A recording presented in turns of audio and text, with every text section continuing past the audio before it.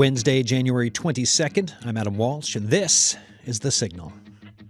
Today on the show, cuts to economic immigration spaces. Who are we talking about? Who's being impacted? What will it mean for them, the communities of this province, and the province as a whole? We've got you some answers with a jam-packed show, folks.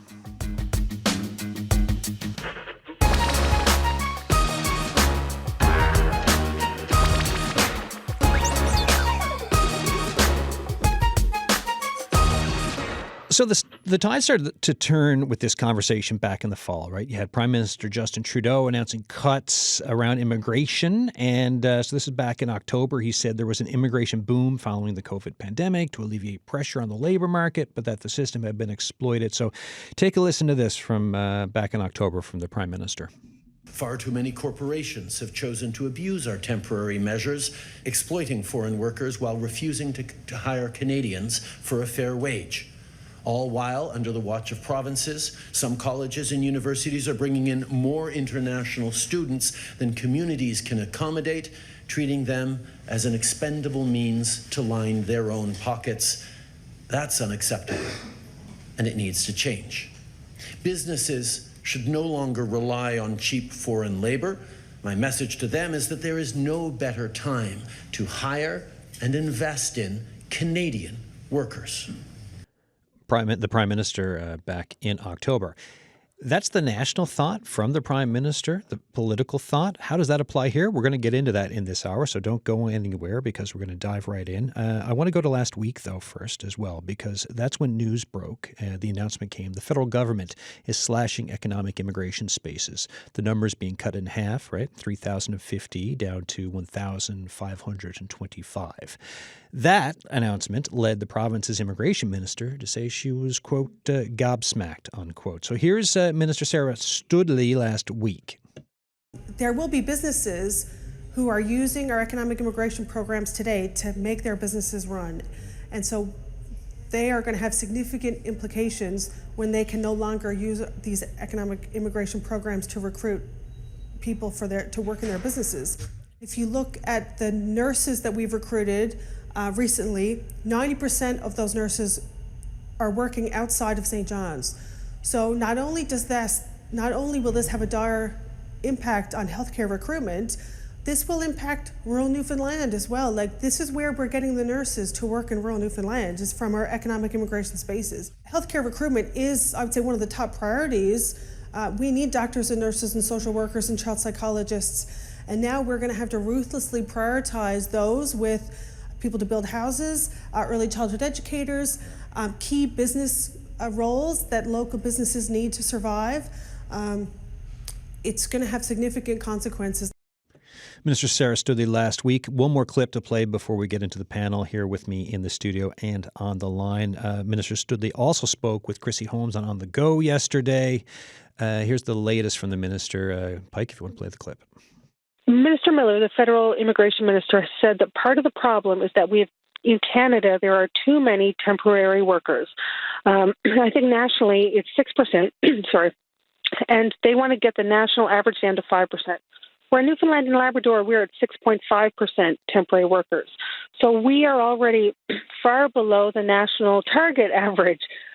So I think Minister Miller really needs to think about Newfoundland and Labrador. You know, I know housing is a big concern, but we are actually doing better than a lot of other provinces on housing. The St. John's home builders say that, we've broken ground on 58% more homes year over year this year.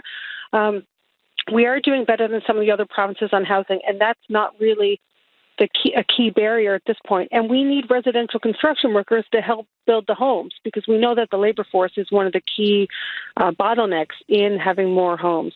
Minister Sarah Studley there speaking with Chrissy Holmes yesterday on The Go. Minister Studley also mentioned that she was going to speak with Federal Immigration Minister Mark Miller today about keeping Newfoundland and Labrador's economic, or restoring, right, undoing the cut. So we'll wait for an announcement on that.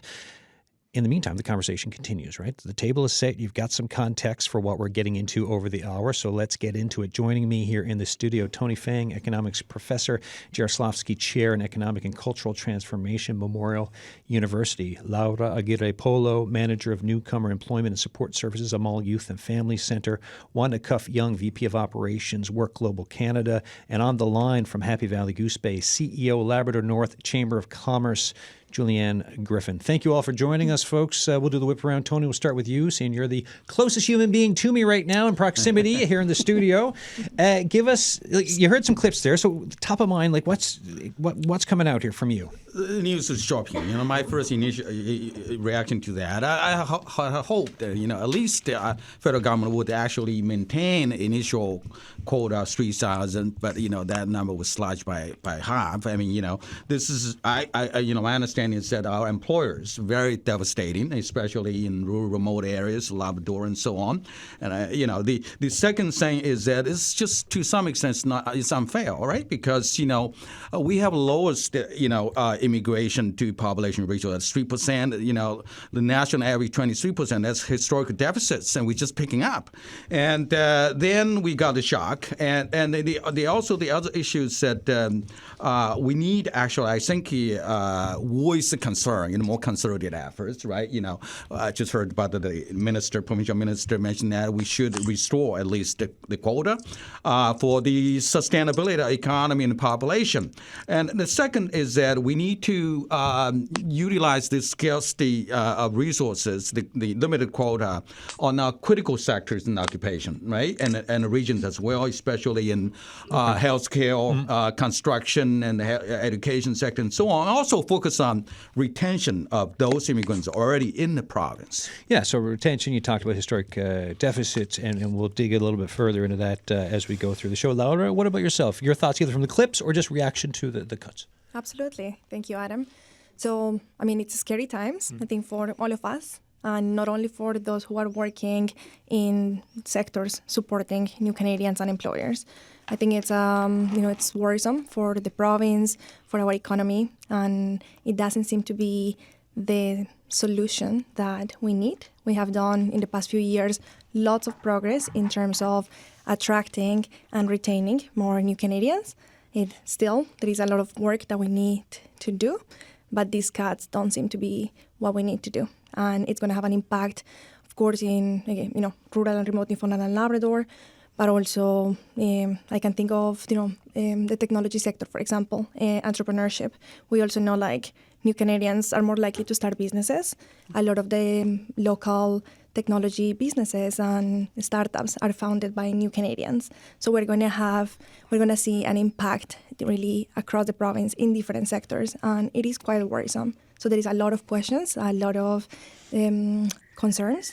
And one thing that I'm excited about is to see different people, different groups coming together, because I feel like for a while, sometimes it seems that when it comes to issues impacting new Canadians, it's only some players who are part of these conversations. And we really need more of a community collaborative approach to address some of these issues. And of course, in terms of retention, there is more that we can do, because it's not only about bringing people here. We do need more people, but we need to find better ways to really support people with their basic needs so that they can come here, contribute to the community, and be successful, because that's what we need. Wanda, you were just somewhere else. I mean, everyone was just somewhere else, but you were somewhere else that is important for this conversation. Where were you? I was attending the first briefing that the Office of Immigration held this morning at 10 o'clock on the impacts of this. So Yeah, the so office. everyone's trying to understand this in real time, right? Right. Like stuff's moving. You just came from a briefing. I know there's a lot of information there, but what was the conversation like? So the Office of Immigration is offering 3 different information sessions, and they've asked people to register and attend. There's one tonight, I think, one today at 10, one tomorrow at 6. It's on the website. And they did a great job of explaining where we're to, what the issues are. I have a couple of quick notes. Yeah, and sure. because it was a very informative sessions, they reviewed the numbers, and they basically said, they did request additional numbers for this year. They had requested, up to 4,000 spots. So they say, hey, we need more people because of the specific situation in Newfoundland and Labrador, and instead it's like, actually, we're cutting it in two. Right. So at the request, they were granted, they came back and we've been given 1,525 spaces. So currently, we have some of those already allocated. So because there's 731 applications already in the queue. Right. Already being processed, meaning that we just have around 700 plus left, okay? So they've stated the population in the province is currently at 545, 880 people. So that number will give us 0.28% is the immigration piece. That's how much currently that immigration piece is playing a role in our provincial population. In a time when deaths are far outnumbering births, right? Exactly. The Office of Immigration says that all nominations and everything are suspended until the 7th of February, until they can get a handle on things. They've got priority sectors in healthcare for physicians, nurses, paramedics. Education is key moment in key areas. Rural Newfoundland, they see tremendous impacts in the rural area. There's priority around housing, construction, aviation, some of the sectors they mentioned. They've also left some emerging priorities as some opportunities, and they're looking for other ways. So this provincial nominee program is desperately needed here. And it's desperately needed, and especially in rural Newfoundland. And in Labrador, we have Julianne joining us shortly. We have mega projects that are going to come down. And while as much as possible we want Canadians and Newfoundland and Labradorians to come home, they won't be able to fulfill the projects, and the projects won't be able to move forward. So so this conversation, as we've stated, we are coming together. We've already started a working group. You know, we're starting to work together. To each other, right? Yeah. We're Okay. working now because we feel we need a voice to make a change. Right. Let's go to Labrador. Julianne Griffin is on the line, CEO, Labrador North Chamber of Commerce. Julianne, any thoughts on what Wanda was saying, or just thoughts in general from the Labrador side of things? Yeah, thank you, Adam. As you can imagine, we have received quite a few calls from employers who are very concerned. We knew the cuts were coming, but I don't think anyone could have expected a 50% reduction in spaces. I think at best the province was expecting a 15% reduction. And with the latest cuts, this will have a significant impact on Labrador's economy. As Wanda had said, rural areas of the province, we rely heavily in Labrador on economic immigration for our growth. It's also important to note for employers that these changes are occurring alongside other immigration cuts, such as restricted access to the temporary foreign worker program, caps on international students, and so on. And for the province's workforce in general, we are at a very critical time in terms of the labor market. We're experiencing low retention rates, high outmigration, an aging population, high retirements, of course, and these changes will all further constrain our labor force in the province. And as Wanda had alluded to, don't forget these changes were announced on the heels of the announcement of the new Churchill Falls Agreement and the subsequent need for thousands of skilled workers. So we're trying to understand all of this in real time as well. In terms of Labrador and the region we represent, we are already experiencing persistent vacancies, as are other rural regions of the province, of course.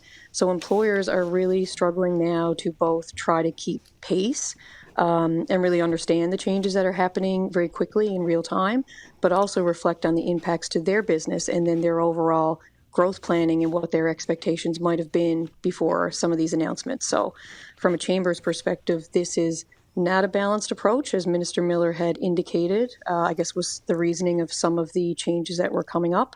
And unfortunately, none of these changes have been made in consultation with the business community.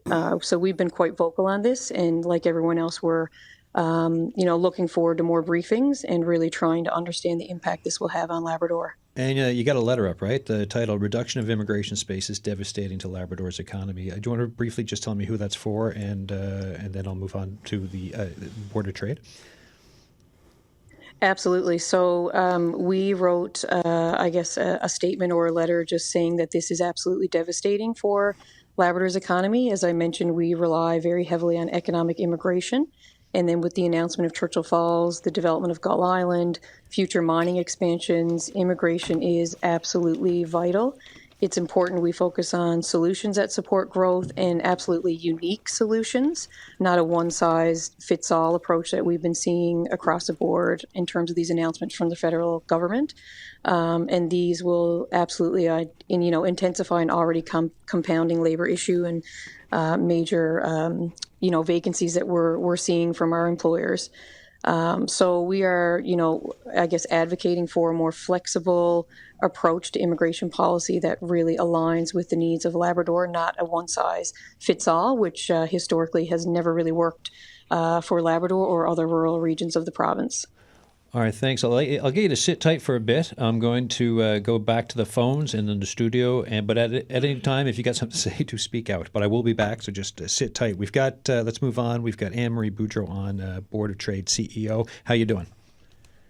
Good, Adam. How are you? Good. I heard you in the news, right, speaking about this very issue, how vital immigration is. My first question is, and I know there's a letter as well that the Board of Trade has to the lack of consultation. What are your thoughts around that? Yeah, I think, as Julianne just alluded to, it is really problematic when we have policies like this that, are impacting the entire province. They're affecting everyone in a very blanket sort of way, and nobody was able to have a conversation leading up to or able to provide the reality of what it is like to run a business or, what the challenges are to run a business within Newfoundland and Labrador right now. Labor pool and access to labor is one of the most difficult pieces of being an entrepreneur right now. And, introducing a policy like this that is just a one-size-fits-all and we're uniformly applying it throughout the country without taking into account the unique characteristics and demographic considerations that impact a province, I think that's really problematic. And I think, even just seeing everyone right now and the reaction that's coming from businesses, that's coming from our industry associations and chambers, we're all saying the same thing. We can't survive under this sort of policy. And I think that should be really telling. And hopefully, we do give the federal government reason to pause here. If nothing changes and things stand as they are, you talked about survival. What's the length of the runway for? Was it your 800 members for the Board of Trade? What's the length of the runway for businesses that will have? Is it weeks, months? When will pain really set in if things are not changed? So I think you'll see immediate change. Right. And I think, that people will have to make changes that, best align with their business model and their particular type of the sector or industry that they're in.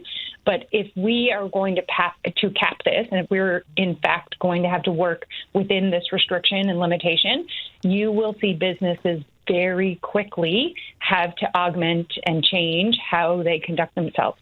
And that might be, in terms of the services that they offer, the hours that they are open or available, the types of products or services. You might see positions, get eliminated, which inside some organizations, that would mean entire departments or entire functions no longer happen.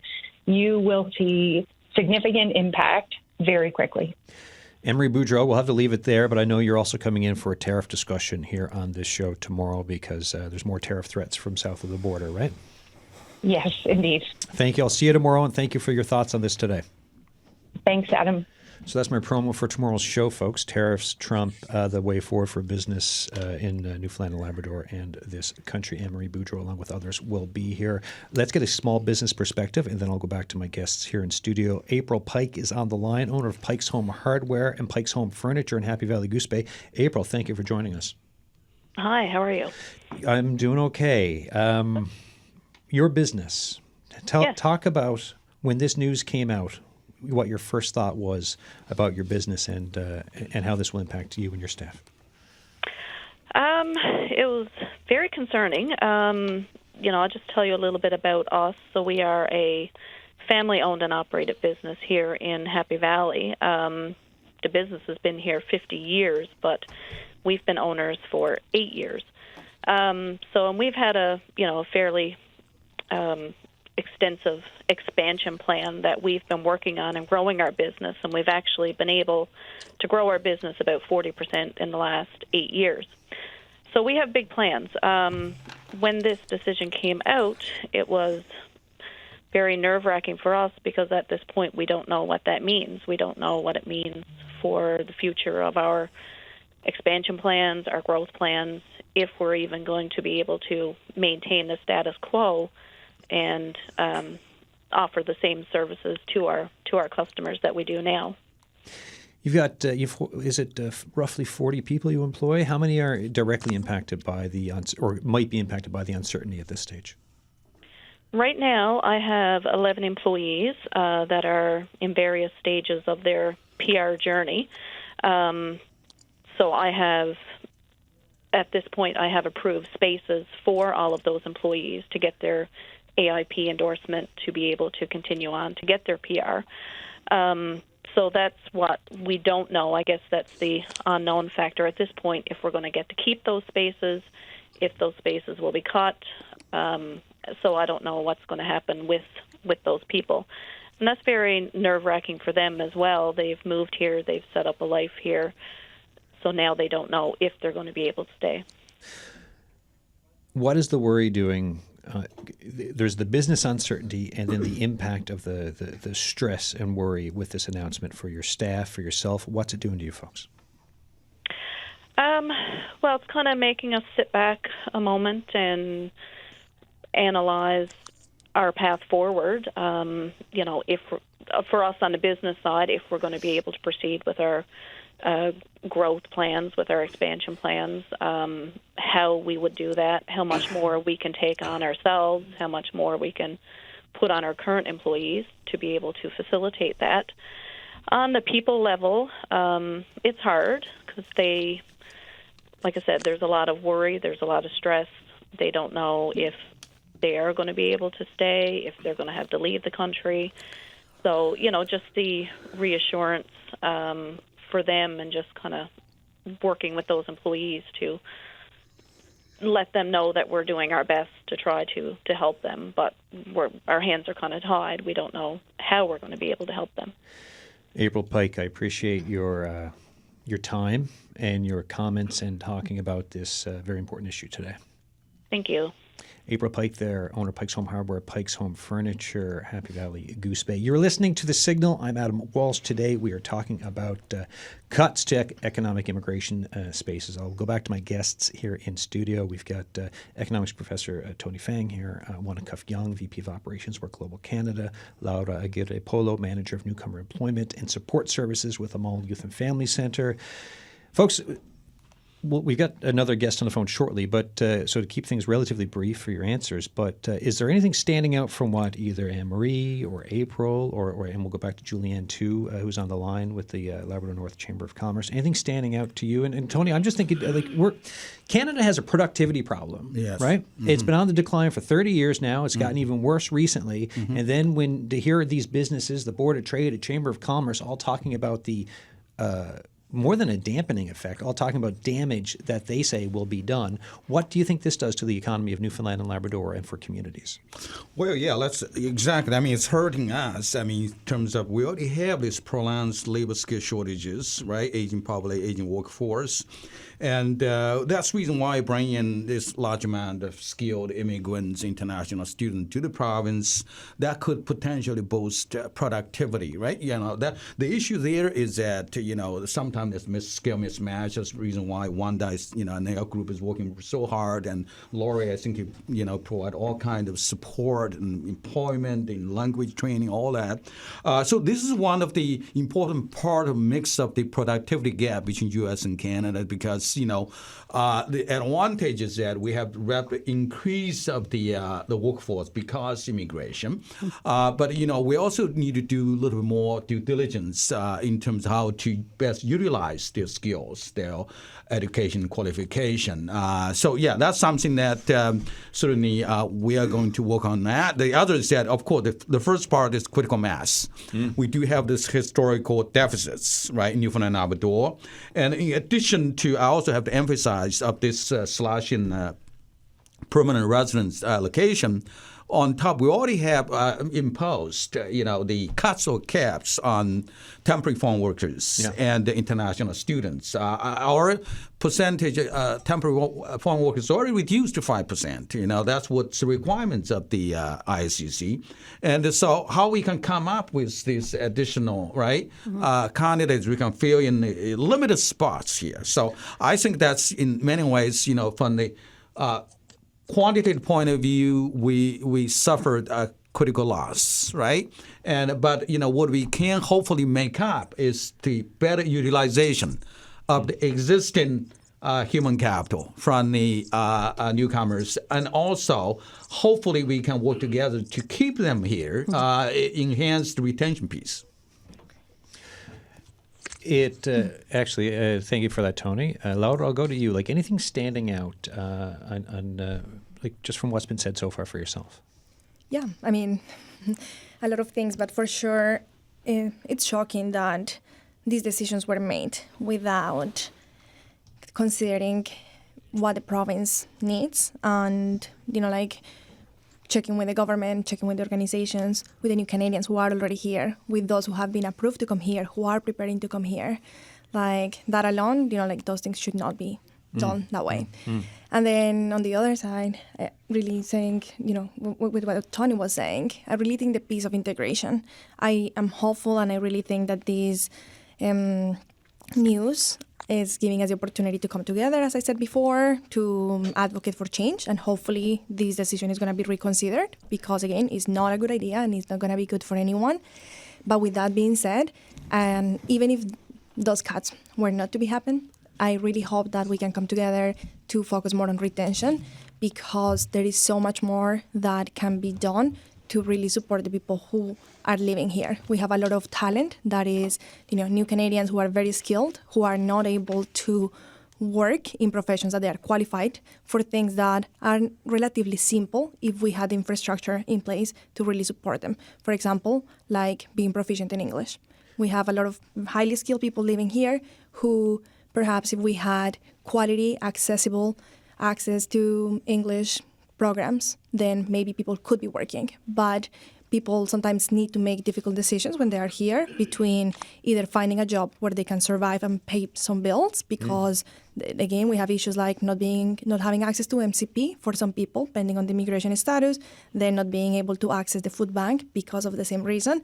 So people have to choose between having a survival job that is not oftentimes flexible, where sometimes they are not being treated well, where their mental health is being impacted, and have to choose that to survive, and they cannot continue working on learning English to be able to work in the professions they are trained, professions that we need. So really more around retention. And have folks perhaps take a beat and look at the experience as opposed that phrase always comes up when it does these shows, like there's Canadian experience, but then the funny thing is I find you can come in somewhere. If you don't have Canadian experience, it's historically been an issue in this province. I've done many shows talking about this. But the minute you get that, all of a sudden it seems like your international experience counts more afterwards as opposed to before in the start of that chain when perhaps your university is ranked higher than the university in this province. Absolutely. Right. So that's an issue we still see. We work with employers and we actually, at Amal United and Empower, we don't work with new Canadians who are not here. We work with those who are here. And still, those are some of the challenges that we see. Systemic barriers, but also the piece around employers who do not value international experience and education. Very complex systems when it comes to navigating the recognition of international credentials. Expensive, difficult to navigate. Very, there's red tape and everything. Accessible. Yeah, exactly. Yeah, so. All right. Wanda, for this discussion, who are we talking about? Right, when we talk about these cuts, who is it? Well, I mean, they're the candidates. Paint me a picture of not the full web, but part of the web. Okay. So for a company like ours, we're dealing with, the clients are coming to us looking for the talent. So we're going out because we have to line up to find that talent, to line up to the occupation codes and the immigration stream. It's very complex. It's overwhelming for employers, because we want to bring people here that want to settle and live, get their children in school, and become valued members of our economy. We want to bring, I'm in the process of physicians. I'm looking now at, we have 40 potential doctors that we were going to present to the government. And I know that's a priority, because in the role that I play, we're recognized internationally. So we have a lot of people come to us or morph over to our organization to find out how to come forward. To go back to Anne-Marie's point, I think when she talked about when we would see this, we have a lot of people here that have moved here from inside Canada to help in the food industry and the service sector, looking for opportunities to stay. I think we're going to see a lot of those people leave because they're not going to be able to get those slots. We're going to have, people are already coming to my door in our office because we have an open, lobby. So people are going to start leaving because they know they won't be able to stay here and they'll run out of status. Two other points that I'd like to make is that because of the organization that we have and what we do, we have a lot of companies or organizations looking to set up new businesses. I have two groups right now one is looking to purchase a major tourism business and create 40 or 50 jobs in the Clarenville area. And another is looking on the Avalon for a manufacturing business, up to 100 new jobs. That will employ Canadians, Newfoundlanders. But how are they going to do it if we don't have access to these markets? So these new opportunities are not going to happen. No, so while this temporary, we hope this is a temporary thing, and I think you're right. It's bringing us together, and we have to make a loud voice. That we have a federal election coming. We have to make our voice heard in this election to ensure that this province, while we're small, our voice needs to be heard in Ottawa. They're making decisions without the consultation process, and that is unfair to the citizens, and we're taxpayers, and we need to have that voice. So I think that is already starting to happen because we're a loud voice. We're a small population, but we have the key people sitting at this table and on this group that have the capacity to, I think, help change that radar. But it's a lot of work, and it's unfortunate that consultation did not happen. One other point I will make is that immigration in Canada are federal streams. There are programs like Francophone Mobility. There's free trade agreements. There's federal programs that we use in the fishery, the LMIA. These programs are still available to employers to use while we get through the changes. So we have talent that we can bring in other ways. Is it the right solution? No, but we do have them. So we can help fill some of those gaps in the interim by looking at those programs. The word triage is coming to mind, and then people need to know about the programs, how to get and how to navigate them in this complex world of folks trying to do day-to-day business. Exactly. So we were preparing for that because we always know the way governments make decisions, and we know that we have to be prepared. So we do have a interim plan. All right, before I go back to Julianne Griffin, the CEO of Labrador North Chamber of Commerce, I want to go to another small business owner in Happy Valley Goose Bay. Neve Roach is on the line, owner More Meats. Hi, Neve. Hi, Adam. How are you? Doing okay. Neve, you came here, you yourself at one point, you're a newcomer, you're part of the community in Happy Valley Goose Bay. Talk to me about briefly your business and then the news of how last week's news could impact you and what you're doing and your family. Thanks, Adam. Yeah, so you're correct. We moved here in 2013. So we were immigrants from Ireland. So we've gone through the process from start to finish. I suppose we're in the process of our citizenship right now. So that was 12 years ago. And we have really, I suppose, embraced the community and really appreciated the opportunity that Canada and Newfoundland and Labrador has offered to myself and our family. So we set up our business, More Meats, at the local meat market. We have a retail presence here in Goose Bay, and we also provide wholesale offerings to a number of businesses around town and in Lab West. So we are focused on, I suppose, raising the standard and quality of food available in our community. We're nearly 3 years old. It was a new business and a new type of business for Goose Bay. So we've really grown a lot over the last couple of years and really tried to raise the bar as regards food and food production and the quality and the local options that are made here within our community, and that we try to source as much product as possible, as near as possible. So we've grown a lot. We have a team of 10 staff, of which 4 are permanent, and 3 of the permanent staff, full-time staff, are actually immigrants. So they come from a variety of different countries. We have India, we have Philippines.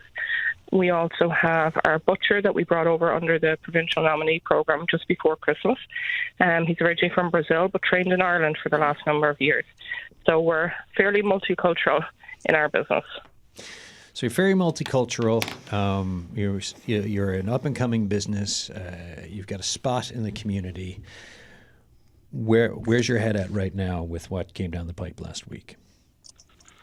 It's a lot to process, Adam. I know during a brief conversation yesterday, it's a lot of information coming very quickly, a lot to wrap your head around, and I suppose it's very frightening because without the team that we have right now, we wouldn't be able to continue keeping our doors open, which would be a huge shame for ourselves and for our community, because we know we've definitely gained tremendous support in Goose Bay and throughout Labrador.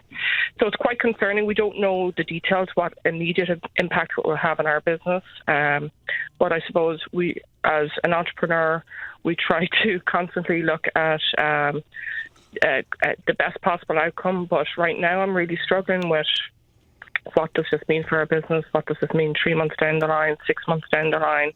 How do we plan and prepare to keep operations maintained? And also, obviously, we want to continue to grow and evolve. So we don't really know. All I know is that it's put a significant additional stress on our business, and people aren't feeling good right now within our business. It's concerning both for me as the employer and also for the employees. So it's quite strange and very, very difficult to wrap our heads around. Niamh, I appreciate you coming on the show to talk about your situation, your thoughts on what's happening, and I wish you folks all the best. Thank you. Niamh Roach there, owner More Meats, Happy Valley, Goose Bay. I'll go back to Julianne Griffin, who's been waiting patiently on the line, CEO, Labrador North Chamber of Commerce. Julianne, you're listening to Niamh there, and April before her. I know April was in the letter, but what are your thoughts from what you're hearing?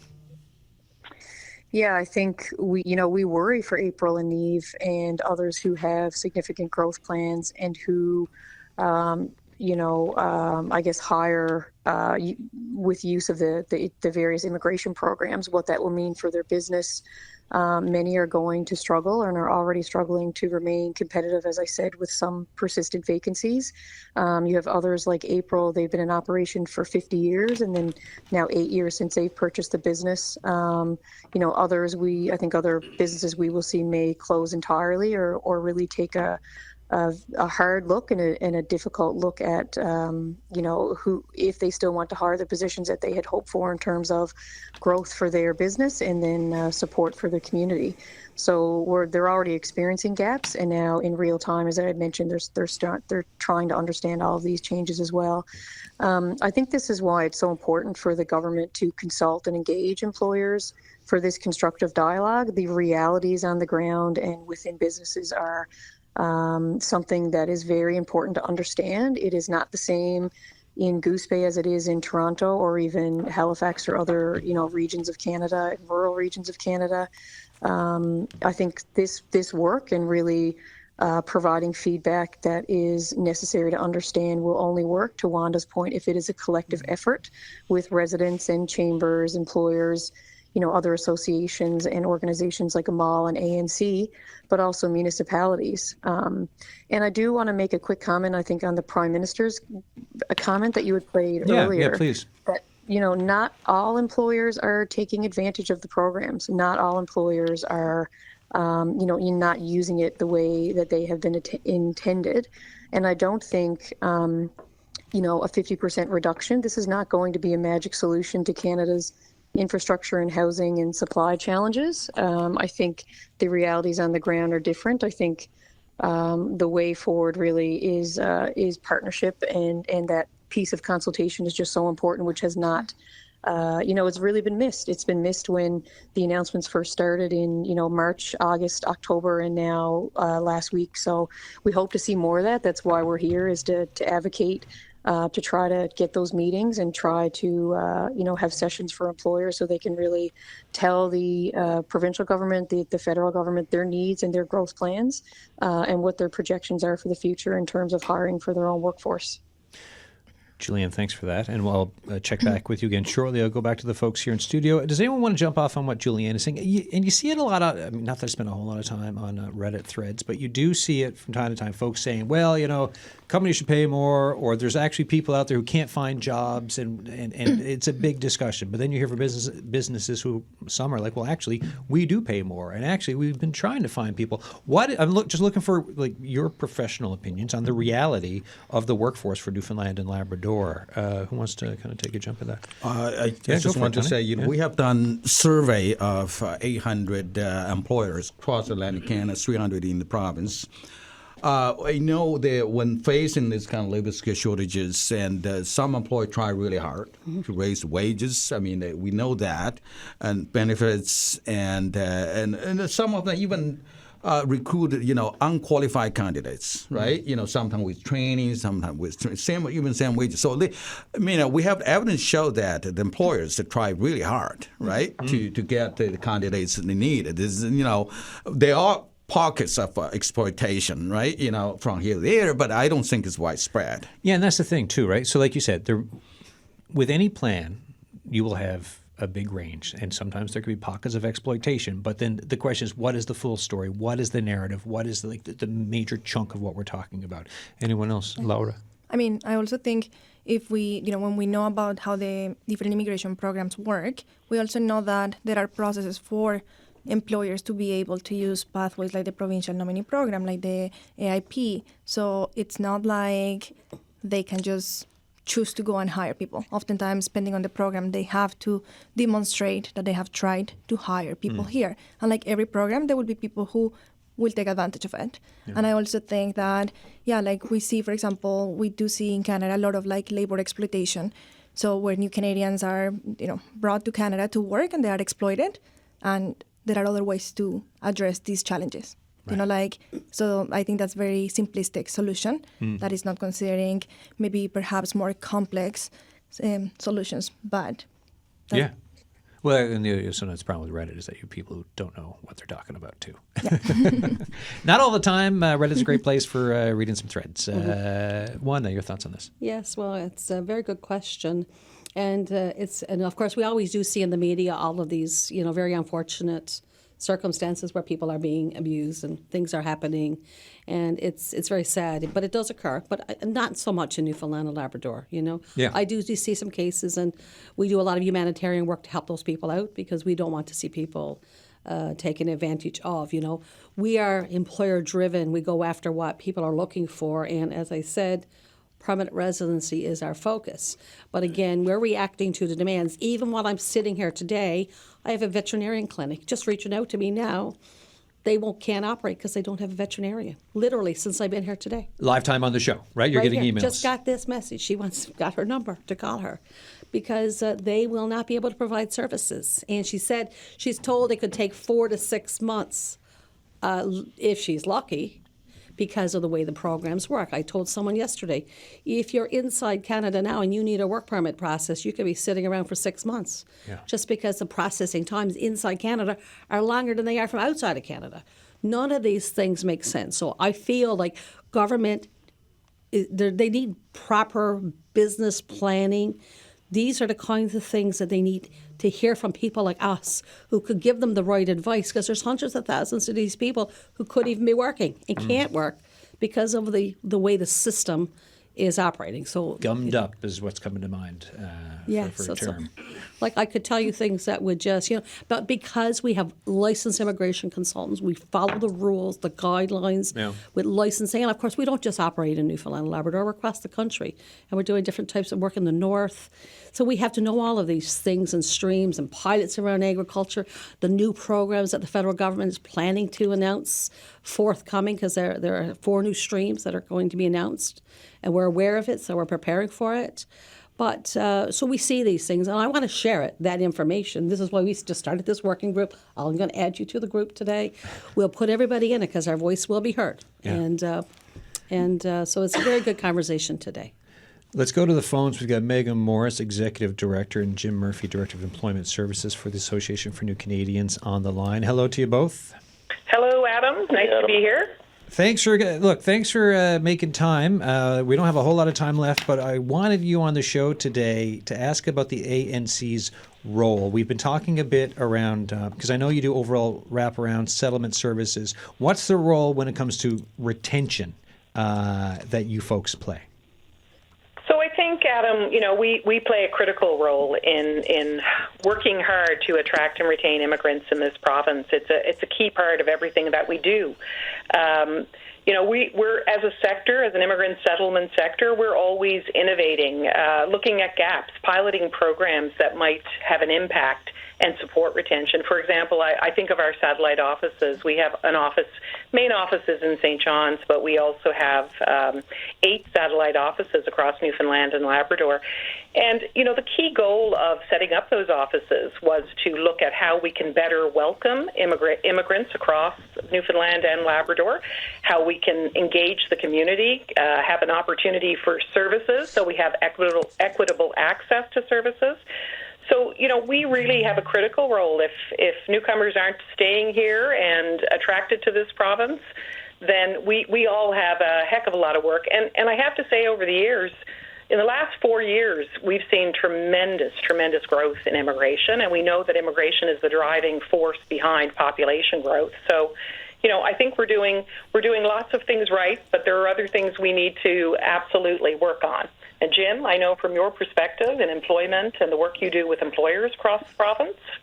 For sure, and thank you, Megan. And if I may just add to that, we work with an extensive network of employers, I guess, trying to work with the newcomers who are currently in the province to help fill some of those labor market gaps that we know exist. I mean, it is unfortunate that we have seen some cuts, but I just want to share with the listeners that we have an extensive network that any employers can reach out to us with regards to recruitment of individuals who are currently here in the province, which I think is a positive attribute of some of the services that we do offer as an association. Last question for you both. So with this news, how does this kind of a thing impact the ANC and what it does, or does it?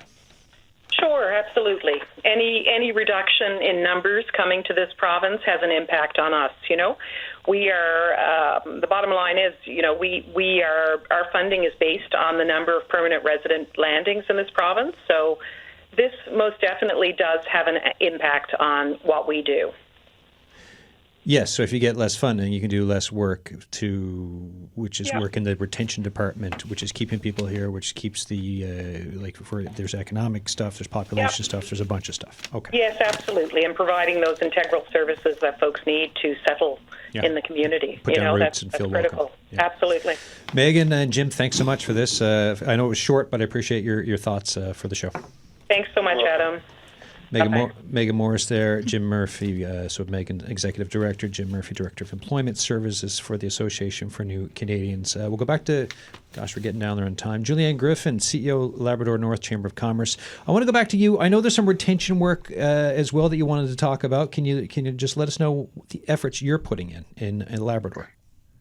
Sure, Adam. So, I think in terms of what the government and communities and organizations can do together, I think there are several reasons why newcomers do choose to locate to rural regions, whether they stay or relocate elsewhere after. And I think choosing to move to a new community and invest your time and likely relocate your family as well. There are a lot of things to consider for them, which we all, I think, need to be, cognizant of. So perceptions of the community for sure. And that is, some work that we've been doing with the town of Happy Valley Goose Bay, and the presence of family, other immigrants, to ensure that sense of belonging and that sense of place is really important. That can often be overlooked if you go to a region that you are unfamiliar with, and it's difficult to have that network around you. It can be very difficult to find a reason to stay. I think there are some practical concerns around transportation, employment, and educational opportunities for themselves and their spouses. So in January of this year, we actually created a position through the chamber with some funding support from ACOA and the province. Michael Chubbs is our community navigator, and he's been assisting employers with welcoming services. We're about to publish a beautiful welcome magazine. We've also been doing community tours for physicians and others. So there is funding support out there, and we've created a steering committee, of course, because that is always our approach, is to collaborate and bring as many of the groups who are working on welcoming services and newcomer retention together. We're looking to set ourselves apart from other areas, and we want newcomers and new Canadians to choose Happy Valley Goose Bay and Labrador to settle. So I think this work will only succeed if it's a collective effort with residents as well, but employers, associations like ANC and municipalities. And I know there are some other communities throughout the province who are looking at this important work as well, and they're hiring dedicated staff people to look at these welcome services. So the more we can learn from each other and partner together, I think we have some responsibility to take as well in terms of retention and ensuring that our welcome services are effective. Julianne Griffin, I'm going to say thank you to you for your time here on the show, because I'm going to go to the guests here in studio for a wrap-up. And I just want to say thank you for your time and all of your input, and for helping line up some guests for me today. Thank you, Adam. Julianne Griffin, their CEO, Labrador North Chamber of Commerce. 4 minutes left. Either thoughts on what Julianne was saying or final thoughts on today. Laura, what about yourself? Thoughts? Final thoughts, as I said before, let's continue, coming together, collaborating. We need more collaboration, and advocating for also the new Canadians who are here, who are coming. How can we better welcome them? How can we better integrate them in the workforce, in our communities? And I was thinking earlier, so newcomers bring talent, energy, and diversity that benefits all of us and benefits our province. I really see that cutting immigration risk losing the opportunity to grow as a province. So I really hope that there is more that we can do, and hopefully we will see some positive change. Thank you, Wanda. Yes, well, thank you for the call and the group. I kudo the comments. So I do believe, we've really rustled up a really good team here. And I think our voice is going to be heard in Ottawa, And I think we have to continue. We do need the talent. We have the aging population. We do need these doctors. We do need to protect rural Newfoundland and Labrador. We need to protect Newfoundland and Labrador in general in the whole province. So, and, they do bring talent. My office wouldn't operate if it wasn't for the immigration program. And we're here to help with solutions. And we do have some options in term to get us through the hump. But we're on the right path with this group today, and thank you to CBC for taking the leadership and hosting this. No, happy to do it. This is what we're here for. This is how I enjoy spending my lunch hour anyways, talking about stuff that matters. Tony, final thoughts from you? Yes, really appreciate the stress from employers and newcomers, because this dramatic change in policy, especially with minimum consultation.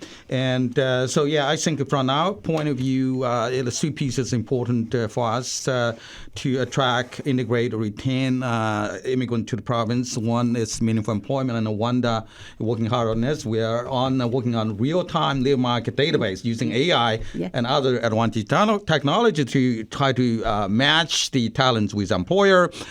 We also, with the funding of provincial settlement grants, we are developing a one-stop, service center for newcomer hub, and that's something we'll try to help also newcomers to settle, integrate in the province. The other piece that we're talking about is the community support and service. And Laura, I know you're working on with ANC. I think, based on our research, we've done a fantastic job in terms of settlement sector. So, this is something that I think we can do a little bit more in the future. The final one is critical mass. I think going back to the previous message is that, the way how we actually, big cars send a negative message to a lot of newcomers that Canada is not welcoming newcomers to settle, integrate with permanent residents. This is not good, especially in Newfoundland and Labrador. I think we should work together to try to restore the allocation for the province for the long-term growth prosperity. Tony Fang, thank you so much. Laura Aguirre Polo, thank you. Wanda Cuff Young, thank you, folks, for this conversation today. That is it for the show. Folks, if you have any thoughts for us and today's show or any show, the signal at cbc.ca.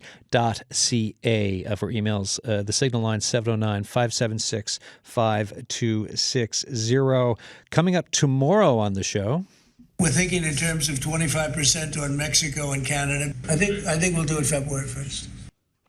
You know who that is. That's right. We're talking about a Trump reality in Canada and what that may mean for the economy of Newfoundland and Labrador and across the country. We'll talk worries, realities, and trying to plan our way out of uncertainty. What are your thoughts about tariff threats and what we should do? The signal at cbc.ca. Thanks for listening, folks.